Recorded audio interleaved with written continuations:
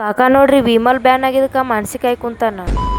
Guys ನಮ್ಮ ಅಕ್ಕ ನೋಡ್ರಿ ಸಣ್ಣ ಸಣ್ಣ ಬಾಂಡೆ ತಿಕ್ಕಂದ್ರೆ ಇಷ್ಟು ದೊಡ್ಡ ಬಾಂಡೆ ತಿಕ್ಕತ್ತಾಳ.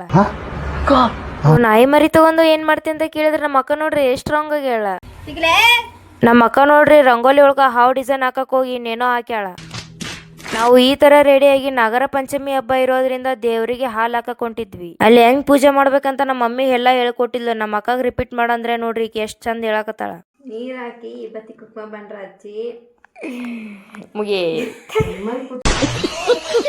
ಗೈಸ್ ನಮ್ಮ ಮಮ್ಮಿ ಹೇಳ್ಕೊಟ್ದಂಗ ನಾನು ಹಾಲ್ ಹಾಕ್ಬೇಕಂತ ರೆಡಿ ಆಗಿ ಹೊಂಟಿದ್ವಿ. ಗೈಸ್ ಇದೇ ಪ್ಲೇಸ್ ನೋಡ್ರಿ ನಾವ್ ಯಾವಾಗ್ಲೂ ಹಾಲ್ ಹಾಕಕ್ ಬರೋದು. ನಾನು ನಮ್ಮ ಅಕ್ಕ ನಮ್ ತಂಗಿ ಎಲ್ರು ಸೇರಿ ಹಾಲ್ ಹಾಕಿದ್ವಿ. ಗೈಸ್ ನನ್ಗೆ ಈ ಹಾಲ್ ಹಾಕಕ್ ಬಸವಣ್ಣವ್ರ ಒಂದ್ ವಚನ ನೆನ್ಪಾಯ್ತು. ಕಲ್ಲು ನಗರ ಕಂಡರೆ ಹಾಲನ್ನೆರೆ ಎಂಬುವರಯ್ಯ, ದಿಟ್ಟ ನಗರ ಕಂಡರೆ ಕೊಲ್ಲು ಎಂಬುವರಯ್ಯ. ಅರ್ಥ ಆಯ್ತು ಅನ್ಸುತ್ತೆ. ನಮ್ ಕಾಕ ನೋಡ್ರಿ ಯಾಕೋ ಮನ್ಸಿಕಾಯ್ ಕುಂತಾನ. ಎಲ್ ವಿಮಲ್ ಬ್ಯಾನ್ ಹಾಕವಲ್ಲ ಅಂತ ಚಿಂತೆ ಹಚ್ಕೊಂಡ್ ಕುಂತಾನೋ ಯಾರಿಗೊತ್ತು.